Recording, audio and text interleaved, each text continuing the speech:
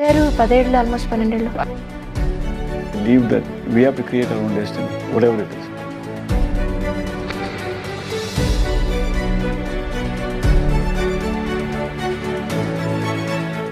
నమస్తే folks, welcome to my channel. Folks, తీయగా ఉంటే మింగేస్తారు, చేదుగా ఉంటే ఉంచేస్తారు. అందుకే మనం ఉప్పులా ఉండాలి. ఎంతవరకు అవసరమో అంతవరకే వాడుకుంటారు. అసలు నేను ఈ మాట చెప్పడానికి గల కారణం మ్యూజిక్ డైరెక్టర్ రమణ గోగుల. సినీ రంగం అంటే కొంతమందికి పిచ్చి, జీవితాలని కూడా పనంగా పెట్టి కృష్ణానగర్ చుట్టూ తిరుగుతూ ఉంటారు. అలా కొంతమందికి అదృష్టం కలిసొచ్చి ఇండస్ట్రీలోకి అడుగుపెట్టి సక్సెస్ ని చూస్తే మరికొంతమంది ఇప్పటికీ కృష్ణానగర్ చుట్టూనే తిరుగుతున్నారు. ఇక అలా కెరియర్ ని రిస్క్ లో పెట్టి ఇండస్ట్రీకి వచ్చి సక్సెస్ సాధించిన అతి తక్కువ మందిలో రమణ గోగుల కూడా ఒకరు. ఇక ప్రేమ అంటే ఇదేరా మూవీతో 1998లో ఇండస్ట్రీలోకి వచ్చిన రమణ గోగుల 2009 తర్వాత ఇండస్ట్రీకి దూరం అయ్యారు. అసలు రమణ గోగులని పోలీసులు ఎందుకు అరెస్ట్ చేయాల్సి వచ్చింది? అప్పుల వల్లే రమణ గోగుల ఇండియా వదిలి యుఎస్ఏకి వెళ్లిపోయాడా?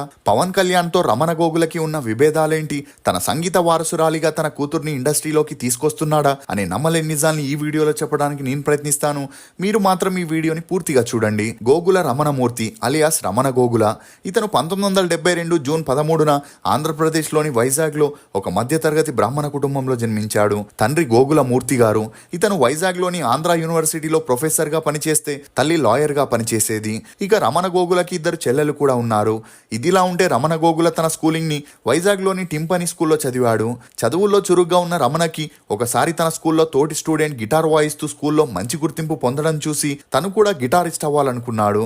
కానీ తన తండ్రి అందుకు ఒప్పుకోకపోయినా తల్లికి మ్యూజిక్ పై అవగాహన ఉండడంతో కొడుకు గిటార్ నేర్చుకునేందుకు ఎంకరేజ్ చేసింది. దీంతో స్కూల్లో జరిగే ప్రతి ఒక్క ప్రోగ్రామ్ లో పార్టిసిపేట్ చేస్తూ తన టాలెంట్ తో రమణ గోగుల ప్రైజెస్ ని కూడా గెలుస్తుండేవాడు. అలా ఆ తర్వాత ఇంటర్ చదివేటప్పుడు రాక్ బ్యాండ్ అనే ఒక ట్రూప్ ని స్టార్ట్ చేసి ఈవెంట్స్ లో పార్టిసిపేట్ చేస్తూ మంచి గుర్తింపు పొందాడు. కానీ మ్యూజిక్ లో పడి కొడుకు చదువుల్ని నెగ్లెక్ట్ చేస్తున్నాడని, బీటెక్ పూర్తయ్యేంత వరకు మ్యూజిక్ జోలికి వెళ్ళొద్దని తన తండ్రి స్ట్రిక్ట్ గా చెప్పడంతో రమణకి వేరే దారి లేక వైజాగ్ లోని ఆంధ్ర యూనివర్సిటీలో బీటెక్ లో జాయిన్ అయ్యాడు.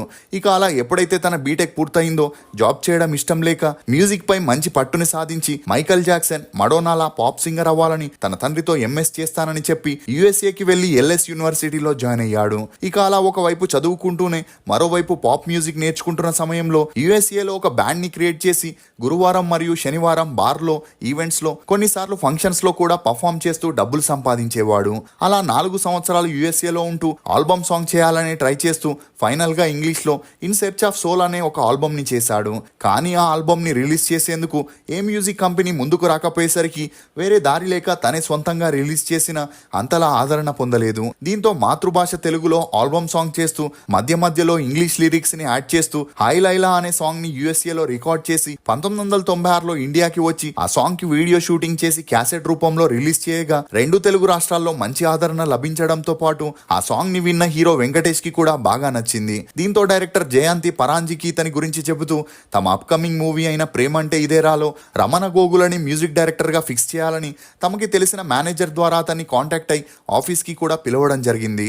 అలా స్టోరీ లైన్ చెప్పి మ్యూజిక్ చేయమని ఆఫర్ ఇవ్వగా మూవీ స్టైల్లో సాంగ్స్ ఎలా చేయాలో, పల్లవి చరణం అంటే ఏంటో తెలియని రమణ గోగుల వచ్చిన అవకాశాన్ని వదులుకోలేక ఇమ్మీడియట్ గా ఒప్పుకొని సైన్ చేశాడు. దీంతో ఆ రోజే ఒక ఆడియో షాప్ కి వెళ్లి కొన్ని తెలుగు మూవీ సాంగ్ సీడీలని తీసుకొని వినడంతో పల్లవి చరణంపై కొంత అవగాహన వచ్చి కొన్ని ట్యూన్స్ ని కూడా కంపోజ్ చేసి హీరో వెంకటేష్ కి, డైరెక్టర్ జయంతికి కూడా వినిపించడం జరిగింది. అలా వారికి అది బాగా నచ్చి సాంగ్స్ ని ఫైనల్ చేసి 8 సాంగ్స్ లో 3 సాంగ్స్ ని రమణ గోకులతోనే పాడించారు. ఇక ప్రేమ అంటే ఇదేరా మూవీ 1998లో రిలీజ్ అయి సూపర్ డూపర్ హిట్ అవ్వడంతో పాటు మ్యూజికల్ గా రమణ గోగులకి మంచి గుర్తింపు వచ్చింది. కానీ ఆ మూవీ బ్యాక్గ్రౌండ్ స్కోర్ ని రాజ్ అనే మ్యూజిక్ డైరెక్టర్ చేయడం గమనార్హం. ఇక ఎప్పుడైతే ప్రేమ అంటే ఇదేరా సాంగ్స్ వైరల్ అయ్యాయో పవన్ కళ్యాణ్ తన అప్కమింగ్ మూవీ అయిన తమ్ముడికి రమణ గోకులని పిలిచి అవకాశం ఇవ్వడం జరిగింది.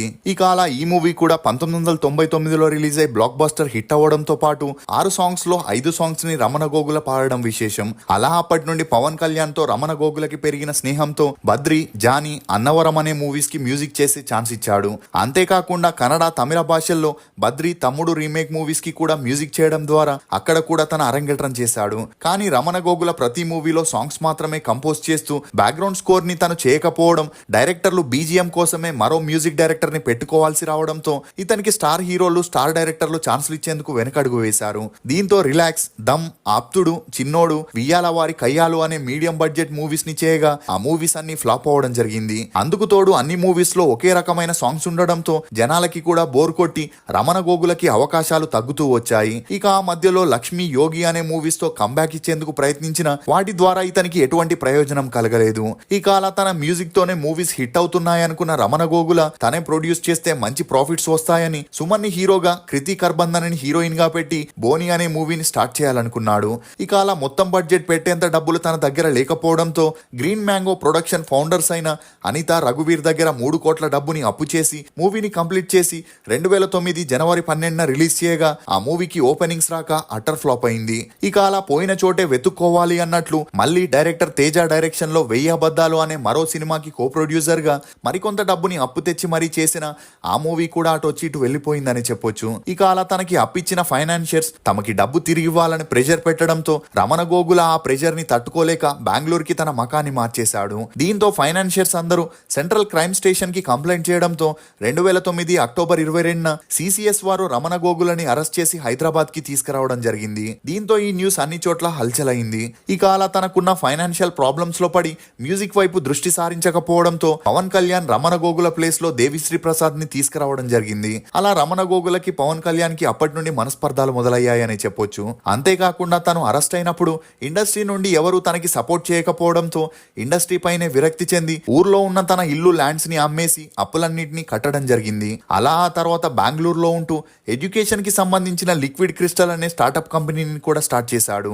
ఇదిలా ఉంటే గోవాకి చెందిన మోడల్, సింగర్ అయిన నిక్కీని రమణ గోకుల ఒక ఫంక్షన్ లో కలవగా వీరిద్దరికి పెరిగిన మంచి పరిచయం కారణంగా ఒకరినొకరు బాగా అర్థం చేసుకొని పెళ్లి చేసుకోవాలని డిసైడ్ అయ్యారు. అలా వీరిద్దరూ క్రిస్టియన్ సాంప్రదాయ ప్రకారం పెళ్లి చేసుకొని ఒకటయ్యారు. ఇక అలా వీరి అన్యోన్య సంసారానికి గుర్తుగా నటాషా అనే అమ్మాయి కూడా జన్మించింది. ఇదిలా ఉంటే బెంగళూరులో సోలార్ లైట్స్ అనే కొన్ని బిజినెస్ స్టార్టప్లని స్టార్ట్ చేసిన ఎటువంటి ప్రయోజనం లేకపోవడంతో రమణ గోగుల తన ఫ్యామిలీతో కలిసి యుఎస్ఏకి వెళ్లి స్టాన్లీ బ్లాక్ అండ్ డెక్కర్ అనే కంపెనీలో జాయిన్ అయ్యాడు. ఆ తర్వాత ఎంఎన్సి సైబేస్ అనే కంపెనీలో ఎండీగా ఉంటూ మరికొన్ని స్టార్టప్ కంపెనీస్ లో కూడా పార్ట్నర్ గా జాయిన్ అయి ఆర్థికంగా కాస్త కుదుట పడ్డాడు. అలా 11 సంవత్సరాలు యుఎస్ఏలోనే ఉన్న రమణ గోగుల ఈ మధ్యనే తన ఫ్యామిలీతో కలిసి బెంగళూరుకి వచ్చి సెటిల్ అయ్యాడు. అంతేకాకుండా హీరో వెంకటేష్ యాక్ట్ చేసిన సంక్రాంతికి వస్తున్నామనే మూవీలో ఒక పాట పాడడం ద్వారా మ్యూజిక్ లో తన సెకండ్ ఇన్నింగ్స్ ని కూడా స్టార్ట్ చేసినట్లు తెలుస్తుంది. ఇక సంక్రాంతికి వస్తున్న మూవీలో రమణ గోగుల పాడిన గోదావరి గట్టు మీద అనే పాట ఇప్పటి యూత్ కి బాగా నచ్చడంతో మ్యూజిక్ డైరెక్టర్ గా తనకి మళ్ళీ ఛాన్స్ ఇస్తే తన టాలెంట్ తో యూత్ ని ఉర్రు తొలగించడానికి రెడీగా ఉన్నాడని రమణ గోగుల చెప్పుకరావడం గమనార్హం. ఇదిలా ఉంటే రమణ గోగుల తన కూతురు నటాషాతో ఇప్పటికే ఇంగ్లీష్ లో ఒక ఆల్బమ్ సాంగ్ ని పాడించగా ఇప్పుడు తెలుగు సినిమాల్లోకి తన సంగీత వారసురాలిగా తీసుకురావాలని చూస్తున్నట్లు తెలుస్తుంది. అంతేకాకుండా పవన్ కళ్యాణ్ కూడా రమణ గోగులని సపోర్ట్ చేస్తూ తన అప్కమింగ్ మూవీ అయిన ఓజీలో ఒక పాట పాడే ఛాన్స్ ఇచ్చాడని, దీంతో మళ్ళీ బద్రి తమ్ముడు లాంటి కాంబో చూస్తామని ఫిలిం నగర్ లో టాక్ కూడా వినిపిస్తుంది. ఇక ఇప్పటి వరకు రమణ గోగుల మ్యూజిక్ డైరెక్టర్ గా 22 మూవీస్ లో పనిచేశాడు. రమణ గోగుల మ్యూజిక్ చేసిన మూవీస్ లో మీ ఫేవరెట్ ఏదనేది కమెంట్ సెక్షన్ లో తప్పకుండా తెలియజేయండి. ఫోక్స్, దృఢ సంకల్పం, తరగని ఆత్మవిశ్వాసం, బలమైన కోరిక ఉన్న చోట విజయం తప్పక వచ్చి తీరుతుంది. ఇది folks music director Ramana Gogula గురించి కొన్ని నమ్మలేని నిజాలు. ఈ వీడియో మీద మీ అభిప్రాయాన్ని కమెంట్ సెక్షన్ లో తప్పకుండా తెలియజేయండి. మేము చేసిన ఈ వీడియో మీకు నచ్చినట్లయితే ఒక లైక్ ద్వారా మీ సపోర్ట్ ని మాకు తెలియజేయండి. For more interesting videos please subscribe to CR voice. Thank you.